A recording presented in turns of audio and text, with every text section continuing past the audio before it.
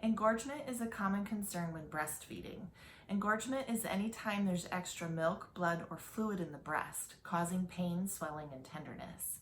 It can happen when your milk transitions from colostrum to mature milk, when baby isn't feeding efficiently, such as when there's a tongue tie, if you have plug ducts or mastitis, a history of breast implants, or if you've gone too long between feeding or pumping. Today I'm going to show you a simple technique of lymphatic drainage massage to help reduce that fluid and swelling off of the breast. The lymph system is part of your circulatory and immune systems. Unlike your cardiovascular system, which is a closed system, the lymphatic system is open and allows a fluid called lymph to move freely through your body. This lymph fluid helps carry toxins and waste and extra fluid off of your body to be reabsorbed by your bloodstream and help release these toxins out of your body through perspiration, bowel movements, urine, and even your breath. It takes advantage of your lymph nodes, which you have in your armpit and above and below your collarbone. So this technique of lymphatic drainage massage is a simple massage technique that uses a pumping action to jumpstart your lymph system to help move that fluid and swelling off of your breast back into your lymph nodes in your armpit and above and below your collarbone to help reduce the swelling in your breasts. It's a simple pumping action that I'm going to show you today, okay? So to start, what you're going to do is you're going to take the palm of your hand and do a simple pump action up and into your armpit.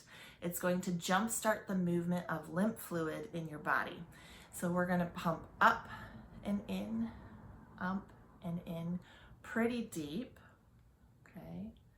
You want to think of it like you're trying to move fluid from this portion of your breast back into your armpit.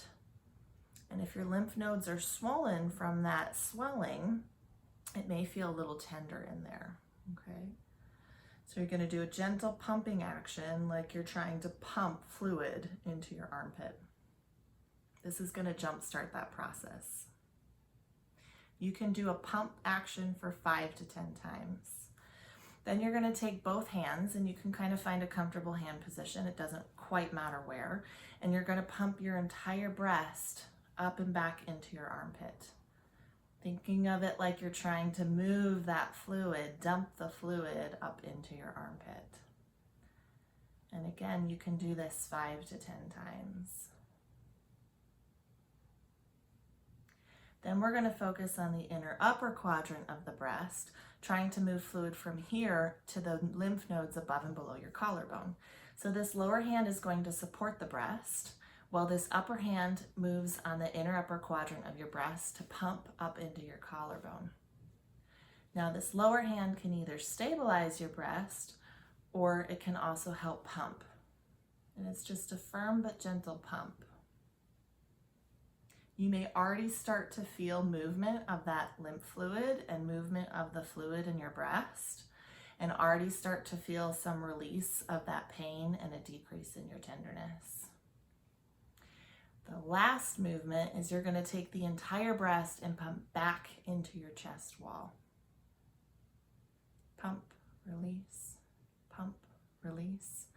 And again, you can do that 5 to 10 times. Now, not only is this helpful to move fluid off of your breasts when you have engorgement, it can also help reduce tenderness and swelling during PMS in your period. So those are your 4 simple steps that you can do at home to help reduce swelling in your breast. If your symptoms don't resolve in 24 to 48 hours, get worse, or associated with a fever, you'll want to be seen by a healthcare professional. You could be seen by a board-certified lactation consultant, your primary care physician, a licensed massage therapist, or an acupuncturist who specializes in women's health and medicine. If you have a fever of 100 degrees or greater for 24 hours or more, or if you have flu-like symptoms associated with your engorgement, that's a sign that you have mastitis, and you'll want to be seen right away by your primary care physician to have that taken care of. Now you know.